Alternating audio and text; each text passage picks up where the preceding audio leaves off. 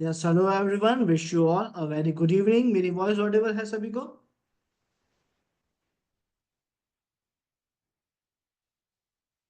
Perfect. I hope you all are doing good. Great great great great great. Okay then, so start करते हैं आज का content. So learners, last class में हमने एक basic introduction देख लिया, क्या है हमारा साइबर सिक्योरिटी, एथिकल हैकिंग क्या है, करियर स्कोप के बारे में बातचीत कर ली, कुछ प्रैक्टिकल भी देख लिया। आज से हम हमारे टॉपिक्स को स्टार्ट करेंगे। आज हम पढ़ने वाले हैं हमारे सबसे पहले मॉड्यूल को, जो कि है नेटवर्किंग, जिसमें हम नेटवर्किंग के बारे में समझने की कोशिश करेंगे और हम इसे बिल्कुल बेस से स्टार्ट करेंगे, है ना। चाहे हमने कितना ही पहले पढ़ रखा हो नहीं पढ़ रखा हो, मेरे लिए फिलहाल आप सब लोग एक जीरो लेवल पे हैं। हम बिल्कुल स्टार्टिंग से ही स्टार्ट करेंगे और धीरे धीरे अपने लेवल को अपग्रेड करते जाएंगे। तो सबसे पहले हमें समझना जरूरी है कि नेटवर्किंग एग्जैक्टली है क्या, तो हम वहीं से स्टार्ट करते हैं। क्या रेडी हैं सब लोग आज के सेशन के लिए?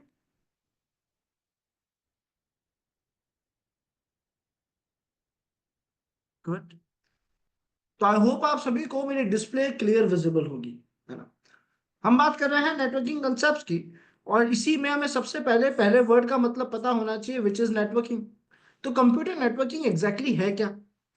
सर, कंप्यूटर नेटवर्किंग और कुछ नहीं, जब दो या दो से ज्यादा मशीन्स आपस में शेयरिंग ऑफ डेटा या इंफॉर्मेशन कर रही है, ये नेटवर्किंग है।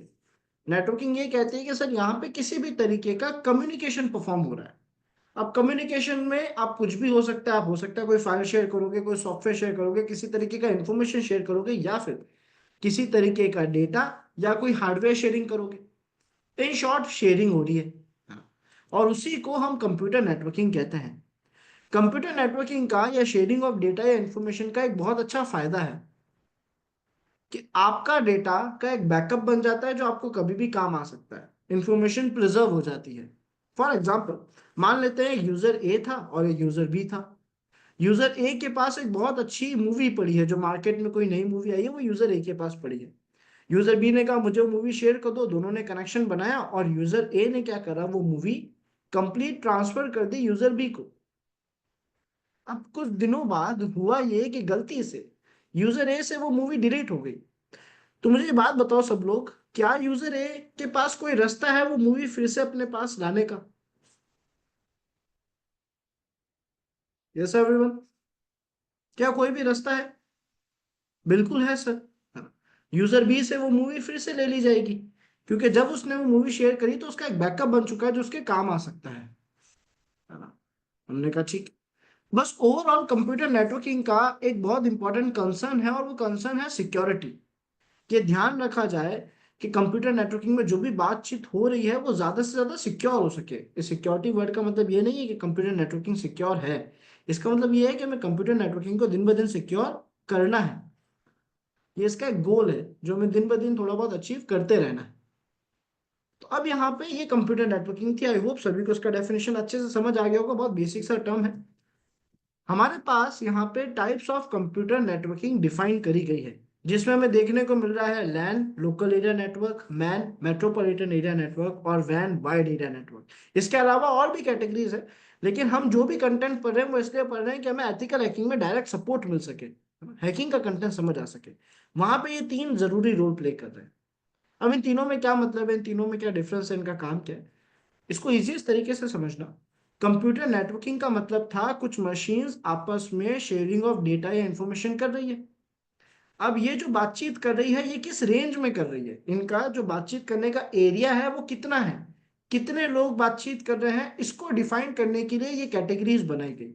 तो लैन मैन और वैन और कुछ नहीं, वो कैटेगरी है जो आपको बताएगी कि आप बातचीत जो कर रहे हो वो किस रेंज के अंदर कर रहे हो, कितने लोगों के बीच में कर रहे हो। उसको डिफाइन करने के लिए कैटेगरीज बनाई गई है। डिस्कस करते हैं सबसे पहली कैटेगरी लैन को। Stands for local area network. LAN का क्या कहना है? लैन का ये कहना है कि सर, जब भी आप 10 या 15 सिस्टम्स, या मान लो 15 से 20, है ना, या फिर मान लो 30 सिस्टम्स, जब कुछ सिस्टम्स आपस में जुड़ते हैं बातचीत करने के लिए, तो ये एक छोटी सी रेंज बना रहे हैं, कुछ 10 15 20 25 सिस्टम्स की एक रेंज बन रही है, सबसे छोटी रेंज, जिसमें ये आपस में ही बात कर सकते हैं। इस सबसे छोटी रेंज को लैन कहा जाता है, लोकल एरिया नेटवर्क कहा जाता है। तो नेटवर्किंग की सबसे छोटी रेंज, कुछ मशीन्स के बीच में बातचीत करने की सबसे छोटी रेंज लैन है। 15 20 25 30 सिस्टम जुड़ेंगे, आपस में बातचीत करेंगे। एक एग्जाम्पल हम इसका ले सकते हैं, हमारे स्कूल में, स्कूल लाइफ में जब हम जूनियर क्लासेस में थे तो हम कंप्यूटर लैब्स में जाते थे। अब जब हम कंप्यूटर लैब में जाते थे तो वहां क्या होता था, सर हमारी लैब्स में कुछ 5, 10, 15, 20, 30, 40 सिस्टम्स होते थे। इनमें से किसी के पास भी इंटरनेट का एक्सेस नहीं था। इन सब में हम क्या करते थे, जो माइक्रोसॉफ्ट के टूल्स हैं, एमएस ऑफिस के टूल्स हैं, जैसे एमएस पेंट, तो हम पेंट को यूज ले रहे हैं, एमएस पेंट को यूज ले रहे हैं, हम सब यूज ले रहे हैं। ये मशीन्स आपस में जुड़ी हुई है, आपस में बातचीत कर सकती है। तो ये जो नेटवर्क का रेंज बना रही है, ये लैन है, लोकल एरिया नेटवर्क है, छोटा सा रेंज है, सब आपस में बात कर सकते हैं। क्या ये इससे बाहर बात कर सकते हैं किसी से, यस और नो एवरीवन? अभी तो नहीं कर सकते, इंटरनेट एक्सेस भी नहीं है, कोई नेटवर्क नहीं है। तो इसे हम लैन कहेंगे। जब ये आपस में बातचीत कर रहे हैं छोटी सी रेंज में, वो लैन कंसीडर करा जाएगा। क्या सभी को लैन क्लियर है? फिर हमने कहा कि सर इस रेंज को बड़ा भी तो करा गया होगा। तो जब लैन की रेंज को बड़ा बनाया गया और बड़ी रेंज में बातचीत करना पॉसिबल हुआ, तो उसे हमने कहा man, stands for metropolitan area network. इसमें क्या हुआ, सर आपने लैन की रेंज को बड़ा कर दिया, जैसे आपने मल्टीपल लैन नेटवर्क्स बना के उनको जोड़ दिया हो। फॉर एग्जाम्पल, हम एक यूनिवर्सिटी का एग्जाम्पल लेते हैं, ये यूनिवर्सिटी है, ठीक है। इस यूनिवर्सिटी में मेरे पास एक तो हो गया हमारा लाइब्रेरी, इसमें भी नेटवर्क की जरूरत है।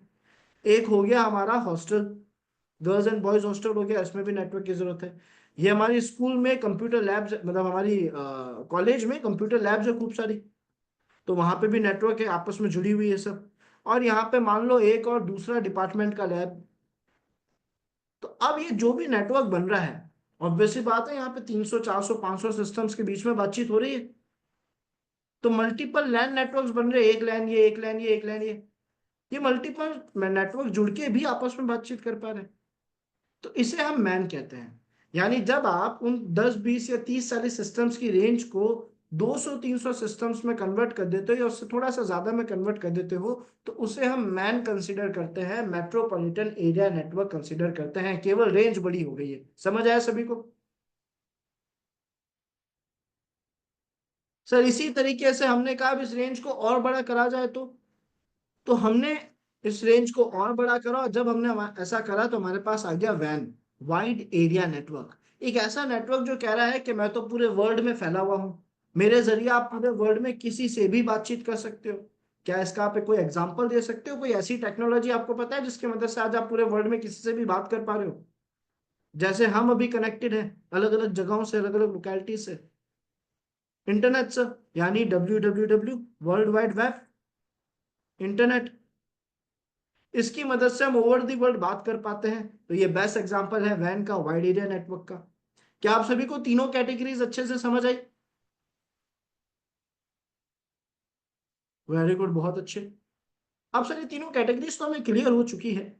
हमें ये समझना है कि चाहे कोई भी कैटेगरी हो, लैन हो, मैन हो, वैन हो, किसी भी कैटेगरी में जब एक मशीन दूसरी मशीन को कोई मैसेज भेजती है, हाय हेलो कुछ, कोई भी बातचीत होती है, तो ये बातचीत होने के लिए कौन कौन सी टेक्नोलॉजीज काम आती है, क्या क्या ऐसी एंटिटीज हैं जो इनको बातचीत करने में मदद करती है, हमें उनका पहले इंट्रोडक्शन देखना है, फिर उनको डिटेल में पढ़ना है। ठीक है। और इन केस कहीं पे किसी को कुछ भी ऐसा पॉइंटर हो जो नहीं समझ आया हो, कोशिश करना मुझे चैट में एक उसका क्वेश्चन ड्रॉप कर देना कि सर ये बात नहीं समझ आई, है ना, हम उसे वापस से पढ़ेंगे, कोई दिक्कत नहीं है।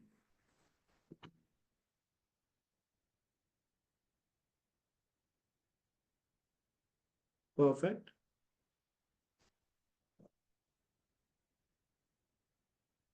मैन का ये कहना है, देखो मैन की परफेक्ट डेफिनेशन ये कहती है कि जब आप लैन की रेंज को थोड़ा बड़ा कर दोगे, है ना, वाइड एरिया नेटवर्क से छोटी रेंज लेकिन लैन से बड़ी रेंज, तो उसे हम मैन कंसीडर करेंगे। इसके फिक्स फिगर्स बताना कई बार डिफिकल्ट हो जाता है, बिकॉज हम यहाँ पे, हमारे जो लोकल इंटरनेट सर्विस प्रोवाइडर होते हैं, यानी हर एक सिटी में, हर कुछ सिटीज में कुछ इंटरनेट सर्विस प्रोवाइडर है जो कहते हैं आप सबको इंटरनेट हम दे देंगे। जैसे आप एक सिटी ब्रॉडबैंड है ना, ऐसे छोटे छोटे डिफरेंस है। जैसे मैं जियो और एयरटेल की बात नहीं कर रहा, छोटे प्लेयर्स की बात कर रहा हूँ। तो ये छोटे प्लेयर्स भी नेटवर्क सर्विसेज देते हैं अपनी। अब इनने जितने लोगों से कनेक्ट करा है, उनकी भी तो एक रेंज बनी है, वो भी मैन में कंसीडर होगी, मेट्रोपॉलिटन एरिया नेटवर्क में। तो इसका बस इतना कहना है कि सर लैन से बड़ी रेंज और वैन से छोटी रेंज, वाइड एरिया नेटवर्क से छोटी रेंज, उसे हम मैन कंसीडर करता है। Got it?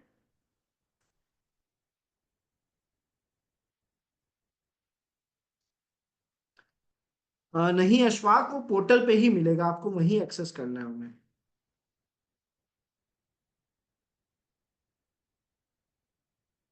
Land is always consider as land only.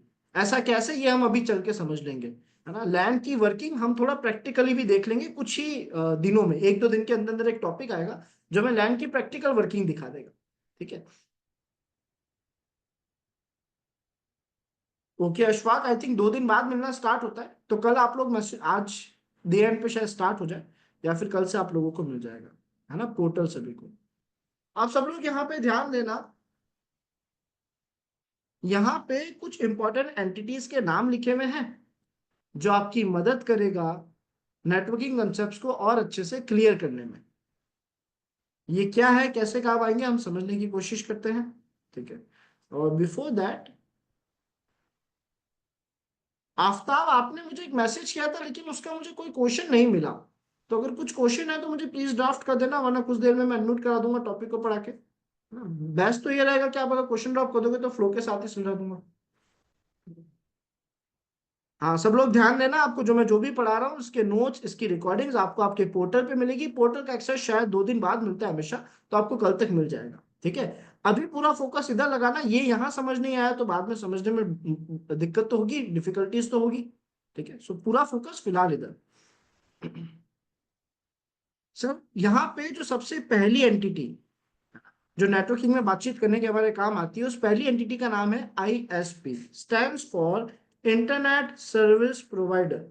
अब ये इंटरनेट सर्विस प्रोवाइडर है क्या? सर एक ऐसी एंटिटी या एक ऐसी कंपनी जो आज के टाइम पे आपको इंटरनेट सर्विस प्रोवाइड कर रही है। क्या मुझे कोई एग्जांपल बता सकते हो ऐसी कौन सी कंपनी है जो आज के टाइम पे हमें इंटरनेट दे रही है? काफी कंपनीज है सर। यहाँ पे हमारे पास जियो है, एयरटेल है, बीएसएनएल है, वीआई है, और इसी तरीके की अलग अलग छोटी कंपनीज भी है जो हमें इंटरनेट सर्विस प्रोवाइड करती है। इन्हें हम आईएसपी कहते हैं। आईएसपी पॉइंटर क्लियर है? एक और बात का ध्यान रखना, मैं अभी आपको इन पांचों एंटिटीज का एक छोटा इंट्रोडक्शन दूंगा, फिर एक एक करके हम हर एक एंटिटी को डिटेल में पढ़ेंगे। ठीक है। तो पहले इनका एक आइडिया होना चाहिए ताकि जब भी मैं इनको पढ़ाऊं तो आप लोगों को एकदम नया टॉपिक ना लगे, थोड़ा बहुत फेमिलियर हो चुके हो। तो आईएसपी इंटरनेट सर्विस प्रोवाइडर है वो कंपनी जो हमें इंटरनेट देती है, एग्जाम्पल के तौर पे Airtel, Jio, BSNL and VI और एक्सेट्रा। अब बात आती है हमारी सेकेंड एंटिटी की, जिसका नाम है आईपी एड्रेस। इससे मिलता जुलता हमने दो काम अब तक करे हैं। पहला तो जब मैं आपको पढ़ा रहा था तो मैंने घर का एड्रेस और सिस्टम का एड्रेस में आईपी एड्रेस लिखा हुआ था। दूसरा, जब हमने सिस्टम को प्रैक्टिकली कॉम्प्रोमाइज करने की कोशिश करी तो वहां पे हमने आईपी एड्रेस देखा कि आईपी एड्रेस की मदद से हमने डिवाइस को कॉम्प्रोमाइज करा है। आईपी है क्या? आईपी का फुल फॉर्म है इंटरनेट प्रोटोकॉल एड्रेस।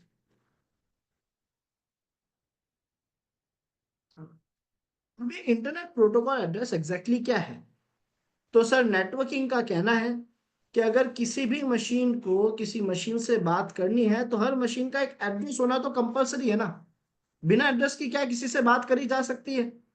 फिजिबल नहीं है। क्या बिना एड्रेस के कोई मेरे घर आ सकता है, मुझे कुछ कुरियर कर सकता है? नहीं हो सकता।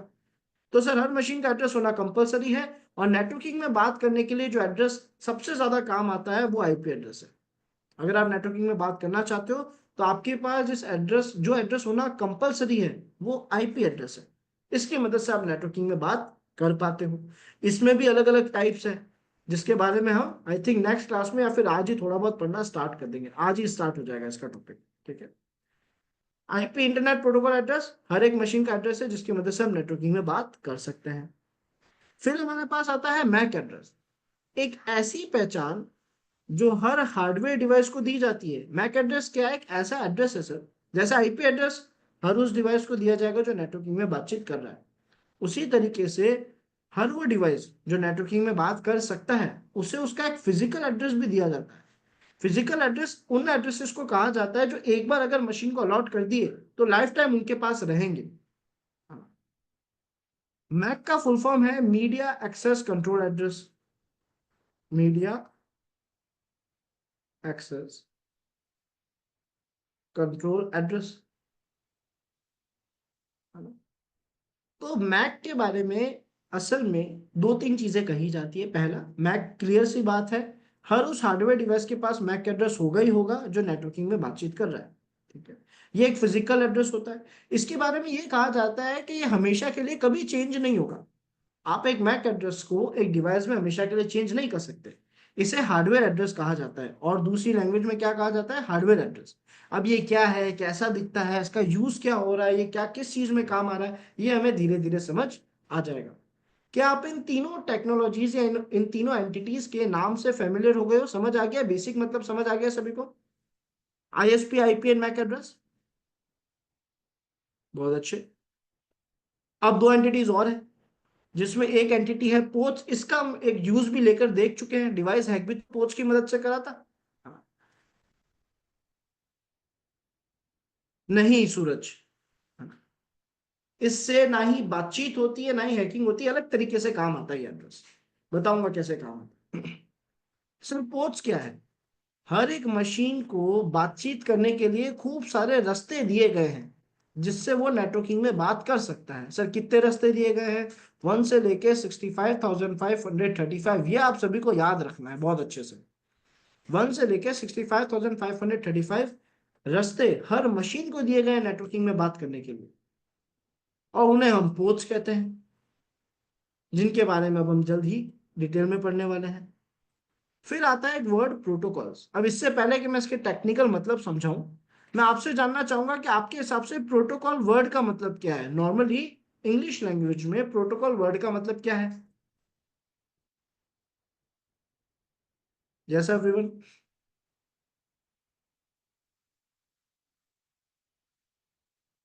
वेरी गुड आशुष नाम से जो भी जुड़ा है। Very good Vinod. हाँ, एक चीज सब लोग ध्यान रखना कि अब से ना आप लोग अपने रियल नेम से जुड़ना, ताकि मुझे आप लोगों के नाम याद होना स्टार्ट हो जाए, है ना? सब लोग अपने रियल नेम से ही जुड़ना कल से। Very good. सर प्रोटोकॉल्स का मतलब होता है रूल्स एंड रेगुलेशंस, है ना? हम कहीं भी जाते हैं तो बताया जाता है कि सर यहाँ पे कुछ प्रोटोकॉल्स है जो हमें फॉलो करने पड़ेंगे, तो यानी रूल्स रेगुलेशंस। अब रूल्स रेगुलेशंस की जरूरत क्या है? तो सर नेटवर्किंग में, ताकि एक मशीन से दूसरी मशीन में जो भी हमारा मैसेज है, जो भी हमारा डेटा है, जो भी हमारा पैकेट है, वो सेफ्टी एंड सिक्योरिटी से पहुंच सके, इसीलिए प्रोटोकॉल्स बनाए गए, जिनकी ड्यूटी है कि वो डेटा को अच्छे तरीके से सिस्टमेटिक फॉर्मेट में सेफ्टी और सिक्योरिटी के साथ डेस्टिनेशन तक पहुंचा सके। ये प्रोटोकॉल्स का काम है, जिसमें बहुत सारे प्रोटोकॉल्स आते हैं जिनके बारे में हम धीरे धीरे पढ़ते रहेंगे। अब फिलहाल स्टार्ट करते हैं हमारी सबसे पहली एंटिटी के बारे में, जिसके बारे में हमें पढ़ना जरूरी है। आईएसपी तो बहुत बेसिक एंटिटी है, उसने तो कह दिया सर जो आपको इंटरनेट देगा उसे आईएसपी कहते हैं। हमारी असल जो पहली एंटिटी है वो है आईपी एड्रेस। हमें इसके बारे में डिटेल में पढ़ना है, ये क्या है, कैसे काम आ रही है, क्योंकि कंप्लीट एथिकल हैकिंग में ये बहुत बड़ा रोल प्ले करेगी। तो हम सबको बहुत अच्छे से समझना है इस कंसेप्ट को। क्या है आईपी एड्रेस? इससे पहले मैं कंटिन्यू करूं, आप लोग अपनी अपनी लैंग्वेज में मुझे एक बार बताओ आपके हिसाब से आईपी एड्रेस क्या है, तब तक मैं दूसरी पीपीटी को स्टार्ट करते हैं। सब लोग अपनी अपनी लैंग्वेज में बताने की कोशिश करो, आपके हिसाब से आईपी एड्रेस एग्जैक्टली होता क्या है,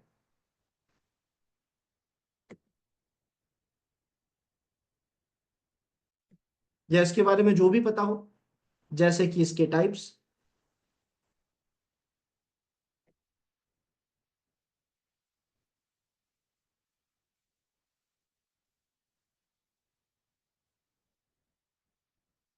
good good good good good, बहुत अच्छे। सर आईपी एड्रेस के बारे में पढ़ना स्टार्ट करते हैं। आईपी को समझने के लिए हमने कहा क्यों ना एक बार आईपी देख ही लें, दिखती कैसी है। तो असल में ऐसा दिखता है, कुछ ऐसी दिखती है आपकी एक आईपी एड्रेस। इस आईपी एड्रेस में अगर आप ध्यान से देखो तो आपके पास टोटल 4 पेयर्स हैं। Pair number 1, pair number 2, pair number 3 और पेयर नंबर 4, ये 4 पेयर्स हैं। ठीक है, हर पेयर में 1 से लेकर 255, एक सेकेंड, हर पेयर में 1 से लेकर 255 के अंदर की रेंज देखी जा सकती है। यहाँ आपको 2 डिजिट दिख रहे हैं, 3 डिजिट भी आ सकते हैं। ठीक है, यहाँ भी 3 डिजिट आ सकते हैं, कोई दिक्कत नहीं है। 1 से लेकर 255 की रेंज हर पेयर में आ सकती है।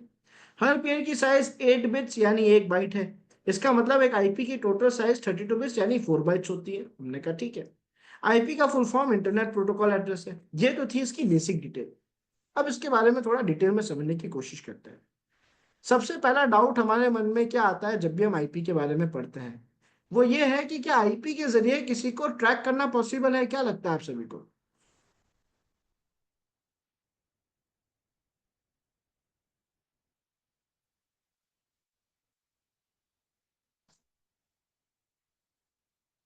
बहुत अच्छे। ज्यादातर लोगों का कहना है यस। हम देखते हैं ये पॉसिबल होता कैसे है। इसके पीछे के कुछ ट्रिक्स को या कुछ डेटा को हम समझने की कोशिश करेंगे। और ऐसा करने पे हमें बहुत फायदा होगा। आपको एक पॉइंटर क्लियर करता हूँ। देखो, हमारे पास दो रास्ते हैं। ध्यान से समझना सब लोग। या तो मैं आपको सीधा ये बता दूं कि आईपी अपने साथ क्या ऐसी इंफॉर्मेशन लेके चलता है जिसकी मदद से लोगों को ट्रैक करा जाता है, या फिर मैं आपको एक टेक्निक सिखा दूं जिसकी मदद से फ्यूचर में अगर आपके पास कोई भी एड्रेस आए, आईपी एड्रेस हो, मैक एड्रेस हो, किसी भी तरीके का एड्रेस हो, आप उसके अंदर से डेटा एक्सट्रैक्ट कर पाओ, आप ये पता लगा पाओ कि उसके पास अच्छी इंफॉर्मेशन क्या पड़ी है। तो केवल आईपी के बारे में जानना है या वो पूरी टेक्निक सीखनी है जिससे आप किसी भी एड्रेस के अंदर से डेटा एक्सट्रैक्ट कर सकते हो, इंफॉर्मेशन एक्सट्रैक्ट कर सकते हो? जैसा आकाश, कोशिश फिजिबल है तो ड्रॉप कर देना एक बार।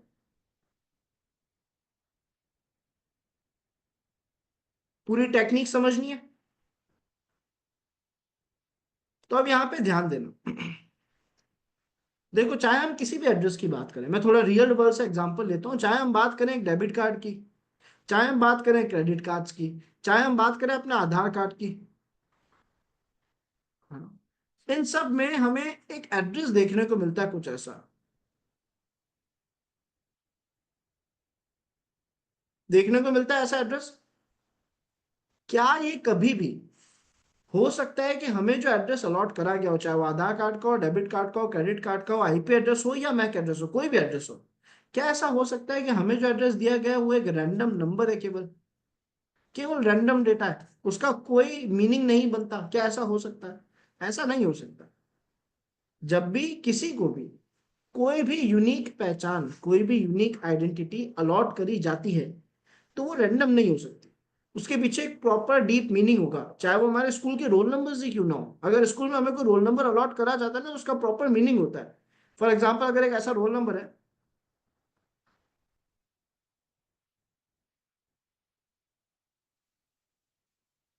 तो इसका भी एक मीनिंग होगा। क्या होगा? कि शायद 2025 का बैच है ना?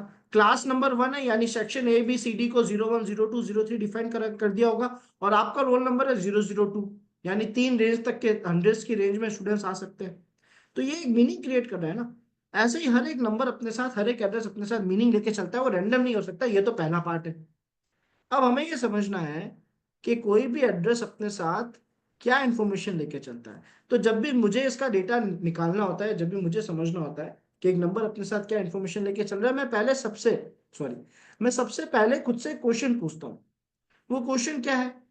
वो क्वेश्चन ये है कि सर, आप जिस भी एड्रेस के बारे में डेटा कलेक्ट कर रहे हो, उस एड्रेस का यूज, ध्यान से समझना सब लोग, उस एड्रेस का यूज किस रेंज के अंदर हो रहा है। फॉर एग्जाम्पल, हमने यहाँ पे एग्जाम्पल ले लिया एक डेबिट कार्ड की। ठीक है, एक डेबिट कार्ड का एग्जाम्पल लिया। इस डेबिट कार्ड में नंबर लिखा हुआ था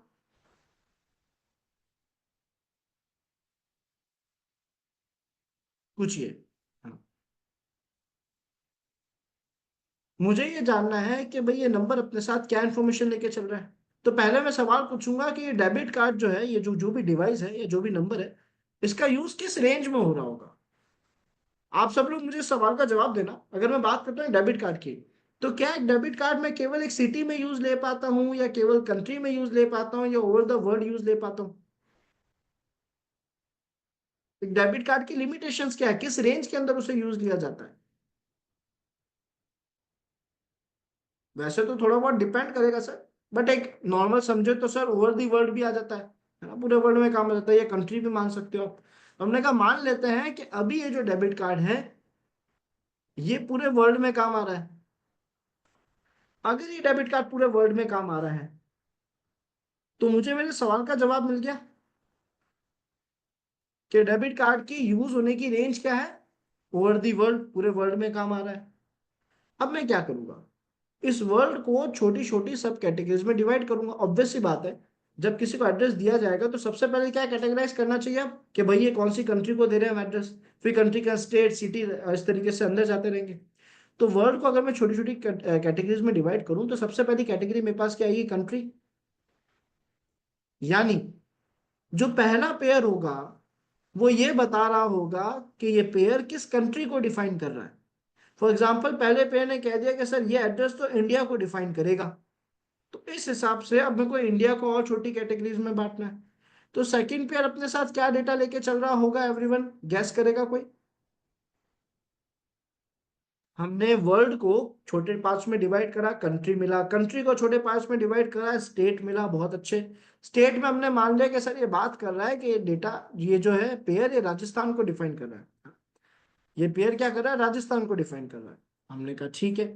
एक ओवरऑल फॉर्मेट समझ रहे हैं, एक एवरेज फॉर्मेट, फिर आपको धीरे धीरे समझ आ जाएगा। अब बात आती है थर्ड पेयर की। थर्ड पेयर इस हिसाब से क्या बता रहा होगा,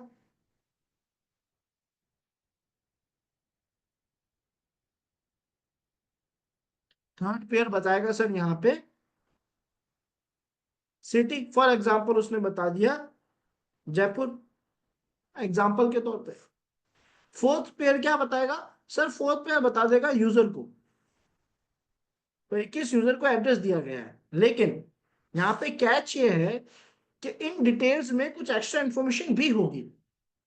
फॉर एग्जाम्पल हो सकता है सेकंड पेयर में ये बता दिया जाए कि सर ये एचडीएफसी की जो ब्रांच थी, एचडीएफसी का जो कार्ड था वो है, कार्ड का टाइप भी बता दिया जाए, साथ में कुछ डेटा जुड़ेगा, ये तो होगा ही होगा। इसके साथ में एक्स्ट्रा डेटा जुड़ेगा कंपनीज का।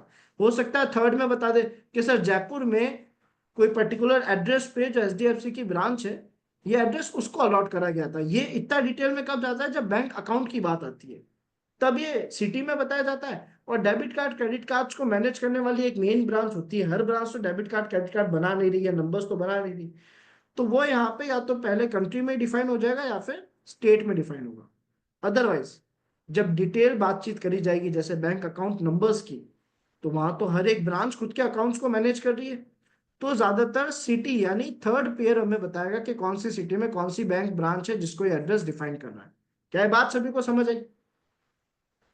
हमने कहा अगर ये सेम फॉर्मेट हम फॉलो करते हैं तो हम करीब करीब हर एक नंबर, हर एक पेयर के अंदर से डेटा एक्सट्रैक्ट कर पाएंगे कुछ सवालों के जवाब ढूंढ के।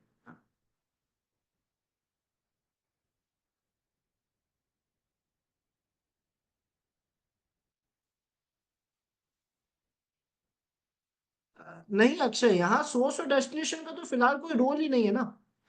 इस पर्टिकुलर सिचुएशन में तो हम किसी भी नंबर के पीछे का डेटा कलेक्ट कर रहे हैं कि ये नंबर अपने साथ क्या इन्फॉर्मेशन लेके चल रहा है। अभी तक यहाँ पे सोर्स डेस्टिनेशन का कोई भी कंसेप्ट ऐड नहीं हुआ है। ठीक है, ओके। अब हमने कहा ठीक है, तो फिर आईपी के अंदर से डेटा एक्सट्रैक्ट करते हैं। कोई भी आईपी अगर हमें कहीं भी देखने को मिलेगा, कैसे दिख सकता है, कहाँ कहाँ मिलेगा, धीरे धीरे समझते रहेंगे, पूरे हैकिंग अटैक्स में कहीं ना कहीं ये चीज आती रहेगी। ये अपने साथ क्या डेटा लेके चल रहा होगा, तो सबसे पहला क्या सवाल पूछना चाहिए मुझे खुद से या आप लोगों को खुद से। पहला क्वेश्चन क्या पूछेंगे हम, अगर मुझे इसके पीछे का मीनिंग एक्सट्रैक्ट करना है, डेटा एक्सट्रैक्ट करना है, तो सबसे पहला सवाल क्या पूछना पड़ता है, इसका यूज किस रेंज में हो रहा है, ये ध्यान रखना है ना। ये कंपल्सरी, ये समझना पड़ेगा। अब आईपी का यूज किस रेंज में होता है, क्या एक आईपी केवल सिटी में काम आती है, स्टेट में काम आती है, डिस्ट्रिक्ट में काम आती है, कंट्री में काम आती है, वर्ल्ड में काम आती है, एवरीवन, पूरे वर्ल्ड में काम आती है। तो अगेन इसको भी छोटी छोटी कैटेगरीज में डिवाइड करना है। तो इस हिसाब से पहला पेयर अपने साथ क्या इंफॉर्मेशन लेके चल रहा होगा,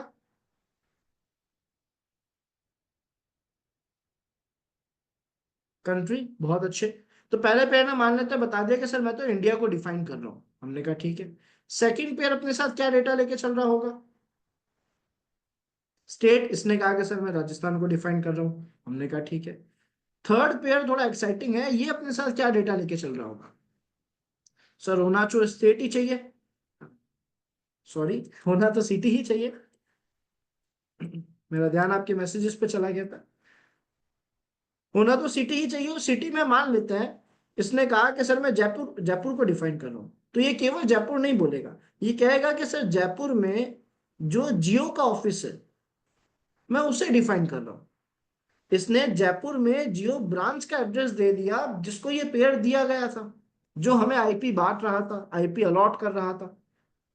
फाइनली जो फोर्थ पेयर है, अशोक, अनोटेशन दोबारा क्लास में कभी यूज मत लेना, है ना। अभी तो मैं अनोटेशन बंद करता हूँ, लेकिन ऐसा कभी मत करना कि क्लास में डिस्टरबेंस क्रिएट हो। ओके, मैं उम्मीद करता हूँ दोबारा नहीं होगा ऐसा। अभी मैं बंद कर देता हूँ, बट नेक्स्ट टाइम नहीं होना चाहिए।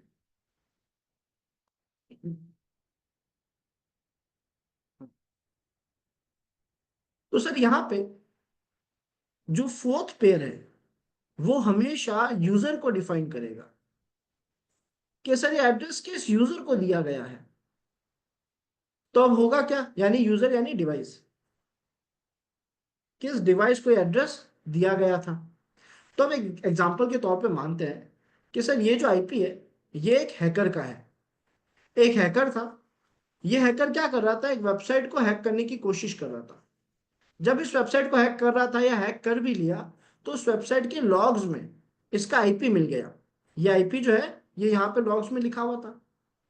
अब जो साइबर सिक्योरिटी टीम है या जो भी इस पर रिसर्च कर रहा होगा वो क्या करेगा, वो ये आईपी लेगा, इससे डेटा एक्सट्रैक्ट करेगा, तो उसे पता पड़ जाएगा कि ये आईपी जो है, स्टार्टिंग 3 पेज बता देंगे कि सर जो जयपुर में जियो का ऑफिस है उसको ये एड्रेस दिया गया था। जयपुर के जियो ऑफिस के पास जाया जाएगा और उससे पूछा जाएगा कि 12:10 पे, जिस भी टाइम पे क्राइम हुआ होगा, 12:10 पे किसी ने वेबसाइट पे अटैक करा। इस टाइम पे ये वाला आईपी किसके पास था।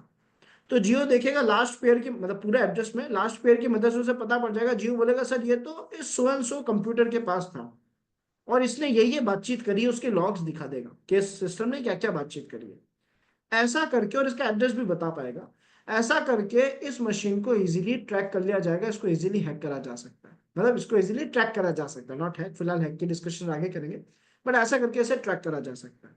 क्या ये बात सभी को समझ आई, क्लियर हुआ अच्छे से। सब लोग चैट में रिस्पॉन्ड करना।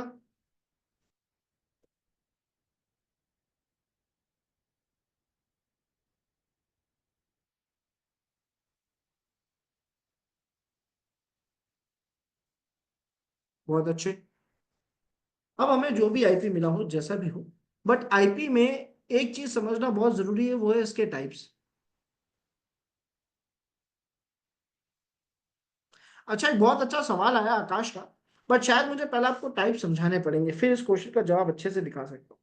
चलो, अभी मैं आपका क्वेरी सॉल्व करने के लिए, केवल क्वेरी सॉल्व करने के लिए आगे का एक टॉपिक अभी बता रहा हूँ। अभी पूरा समझ नहीं आएगा, लेकिन जो ये बात मैंने बताई है वो देख पाओगे, देखना चाहोगे। ऑल्दो अगर मैं आपको आईपी के टाइप्स बता दूं, थोड़े बहुत नेटवर्किंग कंसेप्ट बता दूं, तब वो प्रैक्टिकल ज्यादा समझ आता।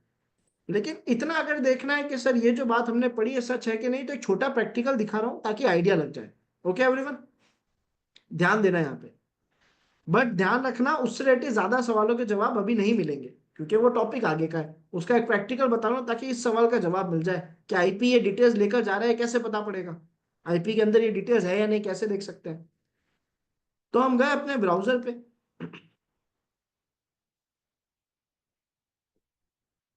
यहां पे मैंने लिखा what's my IP space V4। जैसे ही मैंने ये सर्च करा व्हाट्स माई IPv4, मेरे पास जो सबसे पहली वेबसाइट है मैंने उस पर क्लिक कर दिया। इसने असल में, थोड़ा वेट करते हैं।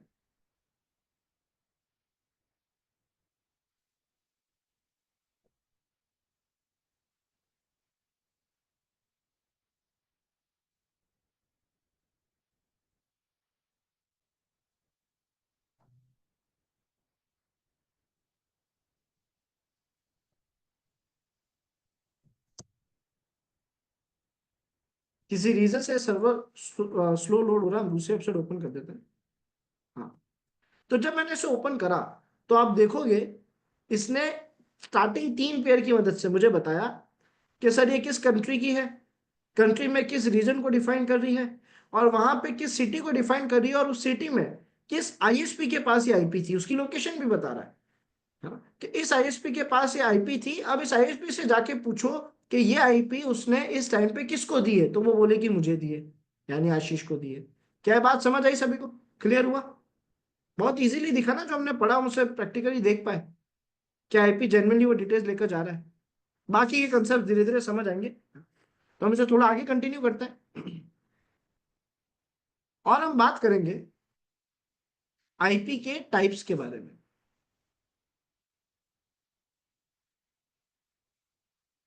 हाँ, इसका आंसर आफ्ताब जल्द ही मिल जाएगा, अभी मिलने वाला है थोड़ी देर में, या तो आज मिलेगा कल मिल जाएगा, टॉपिक कितना पूरा होता है उस पर डिपेंड करता है, पर जल्दी समझ आ जाएगा।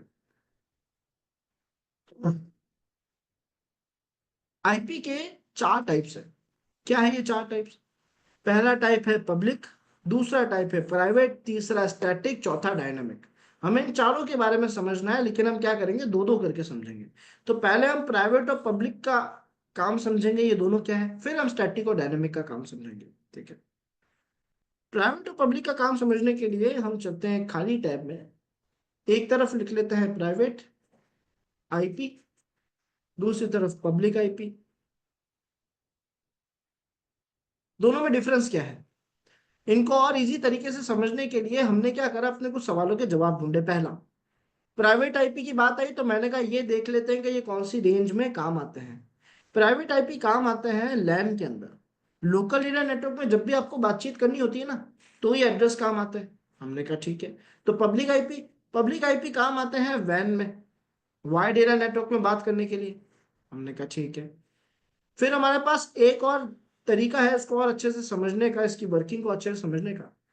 तो मैं ऐसा एग्जांपल के तौर पे मानता हूं कि एक प्राइवेट आईपी जो होता है ना, वो हमारे निक नेम की तरह होता है। ध्यान से समझना, क्या होता है, हमारे निक नेम की तरह। हम सबका एक निक नेम होगा, वो नाम जिससे हमारे घर वाले, हमारे क्लोज वंस हमें प्यार से बुलाते हैं। तो अब मान लेते हैं इस यूजर का एक निक नेम है जो कि निक ही है फिलहाल। इस नाम से इसे कितने लोग जानते हैं? जो इसके क्लोज वंस हैं, इसकी उस छोटी सी रेंज में जो इसके क्लोज वंस लोग हैं, जो इसके करीबी लोग हैं, वो जानते हैं। जैसे इसके फ्रेंड्स हो गए, इसके फैमिली मेंबर्स हो गए। तो ये 10-15 जने जो है, ये इसे इस नाम से जानते हैं। इस नाम से केवल ये ही इन्हें बुला सकते हैं। इस नाम की मदद से केवल यही इनसे बातचीत कर सकते हैं। तो अगर इन तीनों को आपस में बात करनी है तो निक नेम यहाँ काम आ सकता है। यूजर ए से अगर इनको बातचीत करनी है, तो यूजर ए का निक नेम की मदद से ही आपस में बात कर सकते हैं। लेकिन सोचो अगर यूजर ए अपनी कंपनी में जाए, जहां वो जॉब करता है, या फिर वो आउट ऑफ सिटी जाए, आउट ऑफ कंट्री जाए, कहीं भी जाए, तो क्या वहां पे उसके निक नेम की कोई भी वैल्यू है? कोई वैल्यू नहीं है। इस नाम की मदद से उसे कोई एड्रेस नहीं करेगा, इस नाम की मदद से उसे कोई बातचीत नहीं करेगा, इसकी कोई इंपॉर्टेंस नहीं रहेगी। पब्लिक आईपी के बारे में कहा जाता है कि ये होता है आपके रियल नेम की तरह, वो नाम जो आपके गवर्नमेंट डॉक्यूमेंट्स में आपका रियल नेम। अब आप वर्ल्ड के किसी भी हिस्से में जाओ, रियल नेम के साथ अगर आप वर्ल्ड के किसी भी हिस्से में जाओ, तो इस नाम की मदद से आपको एड्रेस करा जाता है, आपसे बातचीत करी जा सकती है। पर निक नेम में ऐसा नहीं करा जा सकता, इसीलिए इनकी रेंज डिफाइन करी गई। प्राइवेट आईपी एक ऐसा आईपी है जो केवल लोकल एरिया नेटवर्क में, जो 10-15 सिस्टम्स की एक छोटी सी रेंज बनी थी, वहां बातचीत करने के लिए ये एड्रेस काम आता है। और पब्लिक आईपी एक ऐसा एड्रेस है जिसकी मदद से आप वाइड एरिया नेटवर्क में बात कर पाते हो, जैसे अभी अपन बात कर पा रहे हैं, तो वहां पब्लिक आईपी काम आ रहा है। इतनी बात सभी को समझ आई? इसके बारे में और डिटेल में पढ़ते रहेंगे कि कब किसके पास कौन सा आईपी होता है, प्राइवेट आईपी कहाँ दिखेगा, पब्लिक आईपी कहाँ दिखेगा, दिखते कैसे हैं, किस मशीन के पास प्राइवेट है, किसके पास पब्लिक है। इन क्वेश्चंस के आंसर्स धीरे धीरे मिलेंगे। थोड़ा सा पेशेंस बना के रखना, जल्द ही मिल जाएंगे। ठीक है। Good. बस ये जो बातें मैं बता रहा हूँ ना, याद रखते रहना। अब हमारे पास दो कंसेप्ट और आए, और उन दो कंसेप्ट पे जाने से पहले प्राइवेट आईपी और पब्लिक आईपी को डिटेल में समझने के लिए इसके दो रूल्स बना रखे हैं। वो रूल्स अगर हमें समझ आ गए, वो रूल्स अगर हमने याद कर लिए, समझ आ गए, तो आगे चल के हर हैकिंग अटैक में, हर बातचीत में हम बहुत सॉर्टेड रहेंगे, कंफ्यूज नहीं होंगे। वो रूल्स क्या है? रूल ये कहता है, इसको या तो मैं क्लियर कर देता हूँ। रूल ये कहता है कि सर प्राइवेट आईपी केवल और केवल बातचीत कर सकती है, यानी कम्युनिकेशन कर सकती है, बातचीत कर सकती है, कम्युनिकेशन कर सकती है केवल एक प्राइवेट आईपी से। प्राइवेट आईपी किससे बात कर सकती है? सर केवल और केवल दूसरी प्राइवेट आईपी से ही बात कर सकती है। उसमें भी एक ट्विस्ट है। कैच ये है कि प्राइवेट आईपी केवल प्राइवेट आईपी से बात करेगी, वो भी अपनी रेंज के अंदर, लोकल एरिया नेटवर्क में अपनी रेंज के बाहर ये किसी से बात नहीं कर सकती, अपनी रेंज के अंदर ये केवल एक प्राइवेट आईपी से ही बात कर सकती है। लेकिन पब्लिक एड्रेस के बारे में ये है कि पब्लिक एड्रेस केवल और केवल पब्लिक आईपी से ही बात करेगी, बट उसकी रेंज वैन होगी, वाइड एरिया नेटवर्क। तो एक पब्लिक आईपी पूरे वर्ल्ड में किसी भी पब्लिक आईपी से बात कर सकती है, लेकिन एक प्राइवेट आईपी कभी भी डायरेक्टली पब्लिक आईपी से बात नहीं कर सकता। एक पब्लिक आईपी कभी भी डायरेक्टली प्राइवेट आईपी से बात नहीं कर सकता। क्या ये बात सभी को समझ आ गई? ये रूल क्लियर हो गया? ये आपको याद रखना है, ये रूल कभी नहीं टूटेगा किसी भी सिचुएशन में। ये रूल टूटता नहीं है, ये एग्जैक्ट रूल है नेटवर्किंग का। ये याद रखना है बस, ठीक है। अब बात करते हैं बाकी दो कंसेप्ट की, जिनका नाम था स्टैटिक और डायनेमिक आईपी। इनकी क्या जरूरत पड़ी, इनका मतलब क्या है? तो एक तरफ मैं वर्ड लिख देता हूँ स्टैटिक, और दूसरी तरफ वर्ड लिख देते हैं डायनेमिक। क्या आप लोग मुझे नॉर्मल लैंग्वेज में इन वर्ड्स का मतलब समझा सकते हो? स्टैटिक वर्ड का मतलब क्या है, डायनेमिक वर्ड का मतलब क्या है? क्या मतलब है स्टैटिक और डायनेमिक वर्ड का, बेसिक इंग्लिश टर्म्स में, इंग्लिश टर्मिनोलॉजी में?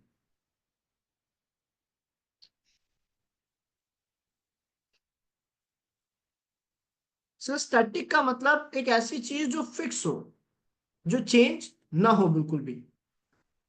डायनामिक मतलब जो बिल्कुल टाइम के हिसाब से, रिक्वायरमेंट्स के हिसाब से चेंज होता रहे।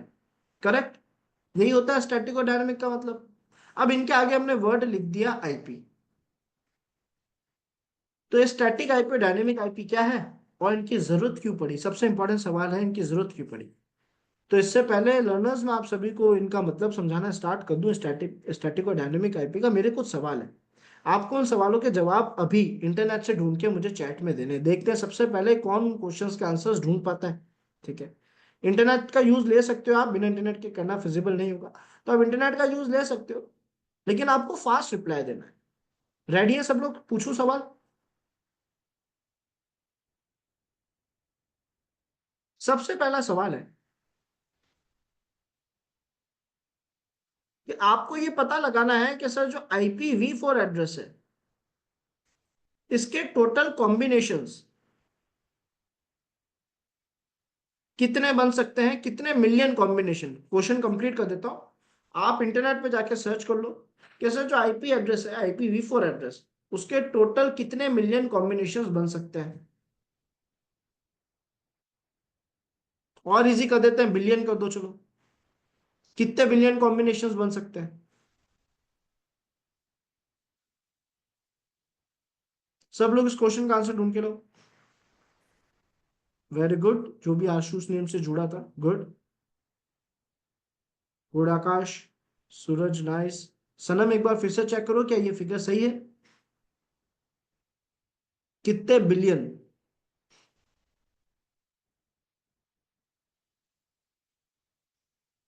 गुड अशफाक। सर ये जो फिगर है बिलियंस का, ये जाना है अप्रोक्स, अप्रोक्स कम से कम भी आप देखिए तो 4.3 बिलियन पे। ठीक है, कम से कम डिस्कस कर लेते हैं।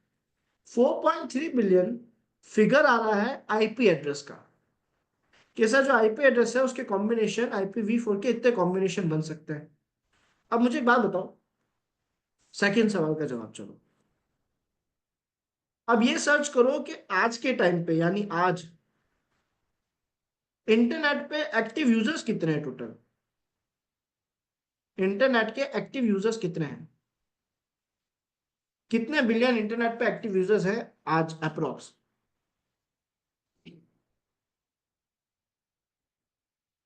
गुड, सही है, तो एडवांस में। सर ये फिगर जाएगा अप्रोक्स, अप्रोक्स 5 बिलियन, है ना, 5+ बिलियन जाएगा। ठीक है। अच्छा, क्या ऐसा हो सकता है कि बिना आईपी के हम इंटरनेट पे बात कर पाए? क्या ये पॉसिबल है? नहीं है, ठीक है। तो अगर आप यहाँ पे देखो कि 4.3 बिलियन आईपी एड्रेसेस है और इंटरनेट पे यूजर्स 5 बिलियन है, ये कैसे मैनेज हो रहा है अब तक? IPv6 एड्रेस की भी अगर आप बात करोगे ना, तो वो तो अभी अडॉप्ट होना चालू है, 100% अडॉप्ट अभी हुआ नहीं है वो। कई सर्वर्स में आपको IPv6 एड्रेस देखने को नहीं मिलेगा। और इससे पहले तक IPv6 टेक्नोलॉजी के अप्लाई होने से पहले तक भी IPv4 इतनी चीजें मैनेज कैसे कर पा रहा था? क्या आपके साथ कभी ऐसा हुआ है कि जब आप इंटरनेट चला रहे हो, है ना, तो आपको एकदम से एरर आ गया हो कि आपके पास आईपी नहीं है, आप इंटरनेट नहीं चला सकते? ऐसा हुआ है कभी? नहीं। क्योंकि ये सारी चीजें, ये दो टेक्नोलॉजीज मैंने, ये दो टाइप्स मैनेज कर रहे थे, स्टैटिक और डायनेमिक आईपी। असल में अब हुआ क्या, डायनेमिक आईपी ने कहा कि सर मान लेते एक मशीन है, उससे हमने एक एड्रेस दिया, एग्जांपल के तौर पे जो आईपी एड्रेस इस मशीन को दिया वो था 1.1.1.1, ये आईपी एड्रेस इस मशीन को दे दिया। यूजर इसकी मदद से इंटरनेट चला रहा है, सारे काम कर रहा है, ठीक है। लेकिन अब यूजर को कोई काम आया, तो वो अब आउट ऑफ टाउन चला गया अपने पीसी को घर छोड़ के, और ये पीसी बंद पड़ा है अब, एक वीक से पीसी बिल्कुल काम नहीं आ रहा। तो क्या ये आईपी एड्रेस अब इसके काम आ रहा है, इस पीसी के यूज हो रहा है, किसी के भी काम आ रहा है आईपी एड्रेस? डायनेमिक आईपी का कहना है कि जब ये आईपी किसी के काम नहीं आ रहा तो हम इसे वेस्ट क्यों करें? क्यों ना, जब तक ये मशीन इस आईपी को यूज नहीं ले रही है, हम इस आईपी को एक दूसरी मशीन को अलॉट कर दें जिसको जरूरत है, जो इंटरनेट चला रहा है। जब ये ऑनलाइन आएगी तो हम इसको दूसरा आईपी दे देंगे। इस बात से इसको कोई फर्क नहीं पड़ेगा, ये अपनी जो बातचीत करी थी आराम से कर पाएगी। लेकिन जब ये आईपी यूज नहीं ले रही है तो हम उसे वेस्ट क्यों करें, क्यों ना वो आईपी तब तक किसी और को दे दे। ये डायनामिक आईपी के कंसेप्ट ने समझाया। लेकिन कुछ कुछ ऐसी कंपनीज थी, कुछ कुछ ऐसे सिस्टम्स थे जिनके पास एक फिक्स आईपी एड्रेस होना जरूरी था, चाहे वो काम करे चाहे ना करे, चाहे वो यूज ले चाहे ना ले। फॉर ऐसे कौन हो सकता है सर? हर वो कंपनी या हर वो सर्विस जो मार्केट में, हर वो वेबसाइट, हर वो सिस्टम जो मार्केट में कोई सर्विस दे रहा है, लोगों का ही एक बड़ा सपोर्ट कर रहा है, लोगों को एक बड़ी हेल्प दे रहा है, बहुत सारे लोग उससे आके बातचीत करते हैं, बहुत सारे लोग उसमें आके कनेक्ट होते हैं, उनके पास फिक्स आईपी होना जरूरी है। फॉर एग्जाम्पल गूगल, WS क्यूबटेक या कोई भी वेबसाइट, ये वेबसाइट चलती है सर्वर्स पे। इन सर्वर्स के पास फिक्स आईपी होना जरूरी है। क्यों होना जरूरी है फिक्स आईपी? क्योंकि लोग इनसे बातचीत करने आते हैं। ये कुछ ऐसा है, एग्जाम्पल के तौर पे मान लेते हैं एक स्कूल है, अब सारे स्टूडेंट्स स्कूल में पढ़ने जाते हैं, ये रहे स्टूडेंट्स के घर, है ना। Just give me second.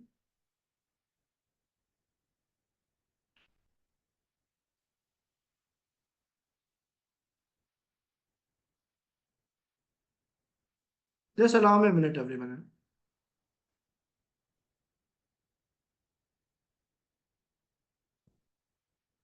Okay. तो सर यहाँ पे ये स्कूल है और स्कूल के आसपास स्टूडेंट्स रहते हैं जो स्कूल में पढ़ने जा रहे हैं।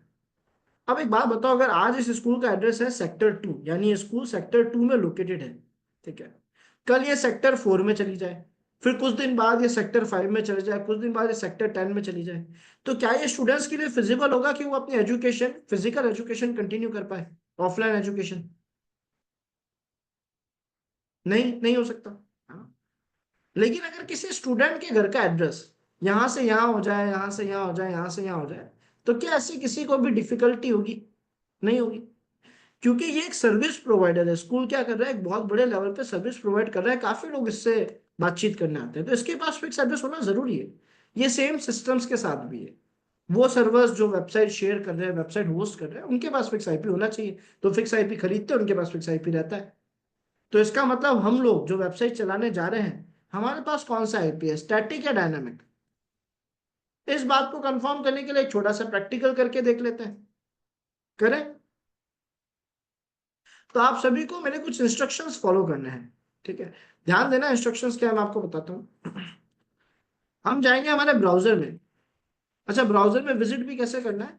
तो आप सब लोग अपने अपने मोबाइल डिवाइस से, केवल और केवल मोबाइल डिवाइस से ब्राउजर में विजिट करोगे, और कंपलसरी ये है कि मोबाइल में हॉटस्पॉट वाईफाई बंद होना चाहिए, हॉटस्पॉट भले ही बंद ना हो, वाईफाई बंद होना चाहिए। इसका मतलब मोबाइल में जो इंटरनेट चलना चाहिए वो मोबाइल डेटा से चलना चाहिए, सिम के नेटवर्क से इंटरनेट चलना चाहिए। आप अपने ब्राउजर में जाओगे मोबाइल के, और वहां पे जाके लिखोगे वॉट्स माई IP V4। ये एज इट इज वर्ड आपको सर्च करना है, वॉच माई IP V4 लिखना कंपलसरी है, ध्यान रखना। जब आप लिखोगे तो जो भी आपके पास पहली वेबसाइट आएगी उसे ओपन कर लो। आपने ओपन करी, आपका आईपी एड्रेस दिखा रहा होगा, क्या सबका आईपी एड्रेस दिखा रहा है? एक बार मुझे अपडेट कर दो। आपको करना बस ये है कि अपने आईपी का लास्ट नंबर या पूरा आईपी कॉपी कर लो, और ये मुझे चैट में कंफर्म कर दो कि हाँ हमने आईपी कॉपी कर लिया है अपने अपने मोबाइल में। आईपी देख लो, याद कर लो, कॉपी कर लो, जो अच्छा लगे। बस मुझे चैट में अपडेट कर देना कि हाँ हमने ये कर दिया है।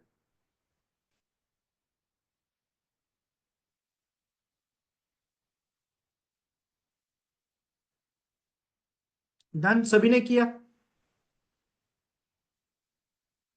गुड। ठीक है। अब क्या करोगे? अब सर हमारे डिवाइस में एयरप्लेन मोड तो होता है मोबाइल में।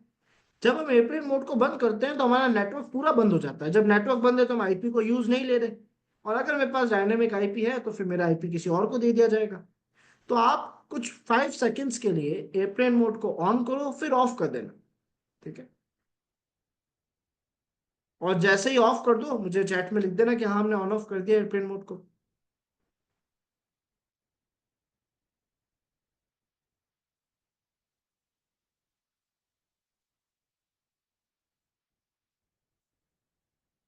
5 सेकेंड में ऑन ऑफ कर दिया। गुड।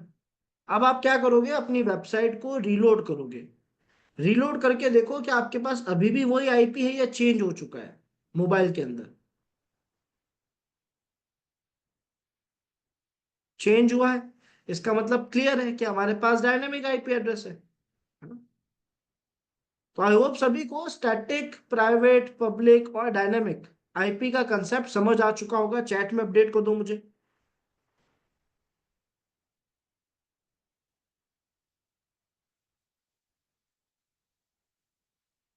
परफेक्ट। हम धीरे धीरे इन्हीं टर्म्स को, इनके बारे में, टेक्नोलॉजीज के बारे में और ज्यादा पढ़ते रहेंगे, अपनी नॉलेज अपडेट करते रहेंगे, और स्टेप बाय स्टेप होगा। ठीक है? ग्रेट। आज के लिए हम इतना ही करेंगे, बाकी का पार्ट नेक्स्ट क्लास में कंटिन्यू करेंगे। किसी को कुछ डाउट है कोई टॉपिक से रिलेटेड, कोई ऐसी चीज जो नहीं समझ आई है, हैंड रेज करके मुझसे पूछ लो, चैट में लिख के भी पूछ सकते हो। बाकी के सारे टॉपिक्स कल कवर करेंगे। यस अशफाक। सर, मैं पूछ रहा था कि टॉपिक के रिलेटेड नहीं ज्यादा, लेकिन मैं ये चीज आप जो पढ़ा रहे थे बहुत अच्छा लगा मुझे। तो ये मैंने नोट्स बिल्कुल नहीं बनाया, बहुत अच्छे से मैंने समझा ये सब चीजें। तो मुझे वो नोट्स मिल जाएगा ना? मैं बाद में प्रिंट आउट निकाल लूंगा इसका, फिर एक मतलब बुक, एक्सरसाइज बुक बना लेंगे इसका पूरा नोट्स। सवाल बहुत अच्छा है एक्चुअली आपका, और थैंक यू। इस क्वेश्चन, ये एक्चुअली क्वेश्चन है, और क्वेश्चन ये है कि नोट्स का क्या करना है ना? मतलब आपके मन में धीरे धीरे चल के आएगा, मैं आपको क्लियर कर देता हूँ। आप सभी को डेली जो क्लासेस में पढ़ा रहा हूँ उससे मिलता जुलता और उससे ज्यादा डेटा हमने आपके लिए नोट्स में बनाया है, नो डाउट। आपको जो पोर्टल पे नोट्स मिलेंगे उसमें आपके सिलेबस से ज्यादा कंटेंट देखने को मिलेगा, वो इसलिए दिया ताकि आप थोड़ा एक्स्ट्रा चीजें पढ़ सको। लेकिन जरूरी बात यह है कि हमें खुद के नोट्स बनाने ही बनाने हैं। जब क्लास चल रही है तब भले ही हम ना बनाए, लेकिन उसके बाद में बनाने पड़ेंगे। और नोट्स बनाने का एक तरीका है, अगर आप उस तरीके से नोट्स बनाते हो तो आपको लाइफ टाइम बहुत अच्छा सपोर्ट मिलेगा, बहुत हेल्प मिलेगी, आपको बार बार चीजें याद या रटनी नहीं पड़ेगी। तरीका क्या है? मैंने आपको जो भी क्लास में पढ़ाया है, या आपके पास अच्छी सर्विस है, रिकॉर्डिंग है, ठीक है? क्लास के एंड में एक बार रिकॉर्डिंग देखो, जो जो चीजें पढ़ी है उसमें जो भी प्रैक्टिकल कर सकते हो वो सब कुछ प्रैक्टिकल अप्लाई करो। और जब अप्लाई करोगे उसके बाद आपको जो भी समझ आया है वो नोट्स में लिखो।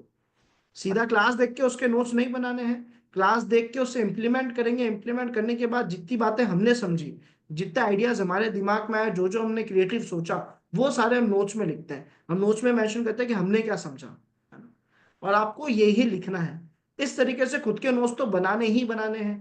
वो जो नोट्स है वो आप सभी को मिलेंगे। ओके अशफाक? ये सर, और एक और बात सर, मेरा मैं तो कॉलेज में हूँ, तो अगर कभी इंटरनल एग्जाम की वजह से मेरा क्या बोलते हैं, मतलब क्लास नहीं कर पाया मैं, तो उधर रिकॉर्डिंग मिल जाएगा। लेकिन अगर कुछ डाउट्स रह गया फिर भी, तो बाद में पूछ सकते हैं आपको। अगर ऐसा होता है कि आपसे कोई क्लास किसी दिन गलती से मिस हो गया, वैसे तो मैं कहूंगा ऐसा मत करना, क्योंकि आपके लिए चैलेंजेस बढ़ते हैं ऐसा करने पे, बट अगर हुआ है तो आपको करना ही है, रिकॉर्डिंग्स देखो, जो भी डाउट्स है वो नोट करो। नेक्स्ट डे क्लास के एंड में जो ये मैं गैप देता हूँ इसमें वो डाउट्स मुझे चैट में ड्रॉप कर दो। तो क्या होता है, मैं फ्लो के साथ ही समझा दूंगा कई बार, है ना, चलते ओके चलते सर। सारे टॉपिक्स के साथ ही कवर कर दूंगा। Okay sir, okay. Thank you sir. Thank you. Okay. क्योंकि शायद चांसेस बहुत ज्यादा होंगे कि आप अपने मोबाइल में जो इंटरनेट चला रहे थे वो वाईफाई से चला रहे थे, मोबाइल डेटा बंद होगा। अगर ऐसा होता है तो ही आईपी चेंज नहीं होता है, लेकिन अगर आप मोबाइल डेटा से इंटरनेट चलाए थे, आपने एयरप्लेन मोड ऑन ऑफ करा है, तो आपका आईपी पक्का चेंज होगा। Got it?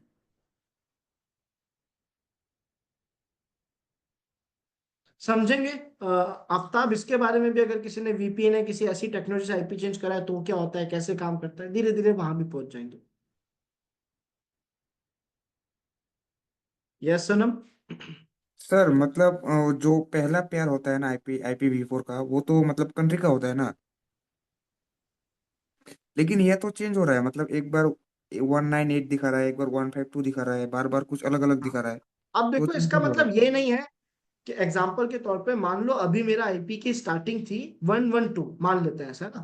तो इसका मतलब ये नहीं है कि पूरा 112 इंडिया के लिए रजिस्टर्ड ही हो चुका है। आईपी की एक रेंज होती है, उस रेंज में स्टार्टिंग पेयर कुछ भी हो सकता है। ठीक है, फिक्स नहीं है कि भाई 192 हमेशा से इंडिया को लिए ही है, नहीं। एक आईएसपी को एक रेंज दी जाती है। हर एक पेयर ये बता रहा है कि वो कौन सी कंट्री को डिफाइन कर रहा है, पर ऐसा नहीं है कि केवल वो ही करेगा।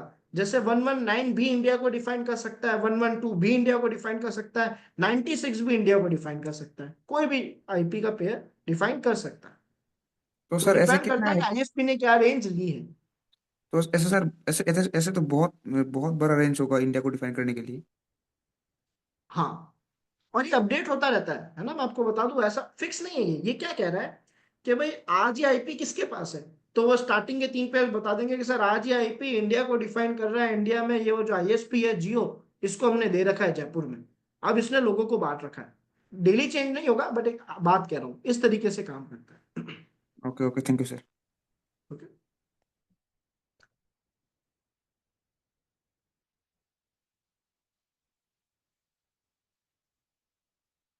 ठीक है। एपीटी के एरर्स आ रहे हैं, काली मशीन में एरर आ रहा है, अपन जब लैब सेटअप में जाएंगे, जब मैं कमांड्स प्रैक्टिस कराऊंगा तो मैं एरर रिजॉल्व करवा दूंगा। अच्छा, अब एक सबसे इंपॉर्टेंट इंस्ट्रक्शन आप सभी को बता देता हूँ। देखो, अपने पास 2 मंथ्स का कोर्स है ना। टॉपिक्स वो सारे हम पढ़ेंगे जो सिलेबस में लिखे हुए हैं। हर टॉपिक का सही टाइम आएगा पढ़ने का। जब उस टॉपिक को पढ़ेंगे तो ज्यादा समझ आएगा। तो मेरी तरफ से 2 चीज आप लोगों को बहुत क्लियर है कि आपके ब्रोशर में जो भी लिखा है वो हम पढ़ेंगे ही पढ़ेंगे, कुछ भी हो जाए। जब तक वो कंप्लीट नहीं होता, बैच एंड नहीं होगा। लेकिन एक पढ़ाने का मेरा फ्लो है ना। उसमें कुछ टॉपिक्स पहले पढ़ाए जाते हैं, कुछ टॉपिक्स बाद में पढ़ाए जाते हैं, क्योंकि उस वक्त समझ में अच्छे से आते हैं। पढ़ाने को कभी भी पढ़ा सकता हूँ, लेकिन अगर स्टोरी टेलिंग नहीं होगी, फ्लो नहीं होगा, तो आपको समझ नहीं आएगा। तो बड़ा बढ़िया रिलैक्स रहना। सबसे ज्यादा जरूरी है पेशेंस बना के रखना, पेशेंस बना के रखना। हर एक टॉपिक जो पढ़ रहे हैं उसमें पूरा एंजॉय करना उस मोमेंट को। धीरे धीरे हर टॉपिक आता रहेगा, सब कवर होगा, और सारे डाउट्स इन 2 मंथ्स में क्लियर हो जाएंगे। Got it? चलो, ग्रेट। दैन से बाकी का पार्ट नेक्स्ट क्लास में कंटिन्यू करेंगे। Bye everyone and good night सबको।